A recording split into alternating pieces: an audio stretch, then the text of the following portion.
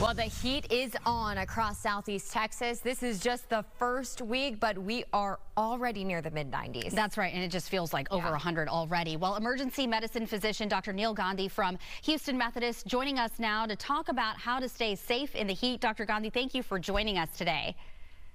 Thank you, Rashi. Thank you, Caroline. Happy to be here. Yeah, so one big thing, I mean, we can't avoid being outdoors. So how much time can a person safely spend outdoors when it's so hot?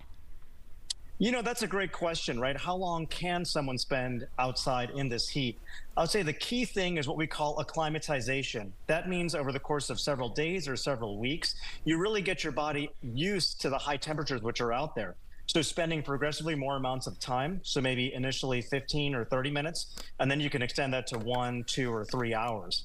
Now, there's several important caveats for that as well, right? Patients who, or citizens who are extremely young, right, pediatric folks, or the elderly, the geriatrics, they can probably spend a little less time out there. Same as well for patients who've got multiple medical conditions. Think high blood pressure, diabetes, heart disease. They can be extremely susceptible to high heat. So, Doc, I'm relatively young, right? And I always think like, well, I do these hot yoga classes, so if I just go and work out or play golf in this extreme heat, I'll be fine. But I have actually started to feel ill before, and I know that this is the case for many people of all different ages. So I want to know, what's the difference between heat exhaustion and heat stroke, and those signs that when you're outside you need to be aware of to make sure you're staying safe? Yeah, that's a fantastic question. I know many of us enjoy the outdoors, and it's very important to stay active doing yoga and golf and all those things that you mentioned. As we think about heat illness, it's truly a spectrum of disease.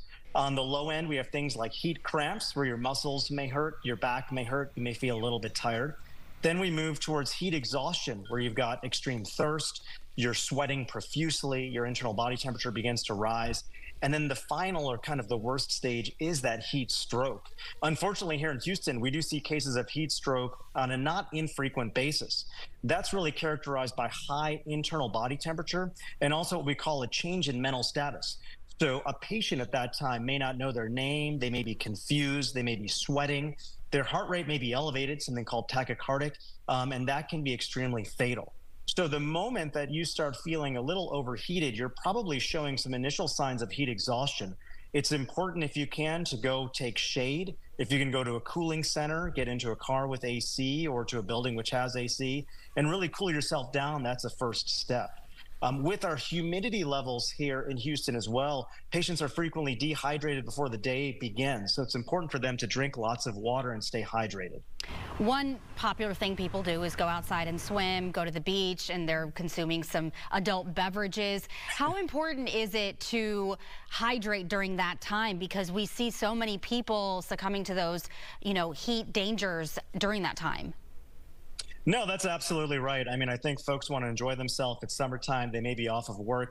If you are, imbibing any alcoholic beverages, attending a party, or just having some fun, it's important that you stay hydrated prior to the event. So make sure you drink plenty of water. A general recommendation, too, is 1 12-ounce glass of water with each drink that you consume, whether that's a glass of wine, a beer, or some liquor. So it's important, prior to engaging in any of these events, to make sure that you bring a status where you're extremely well hydrated. See, Doc, I think what you're saying here is all of us women who use those big cups for water, we have the go-ahead to buy new cups now to stay hydrated and safe. I think that's what you're ordering. New fancy cups. I think that's absolutely right. All right, well, Dr. Gandhi from Houston Methodist, thanks so much for helping us stay safe this summer in this heat. Thanks, Caroline. Thanks, Rashi.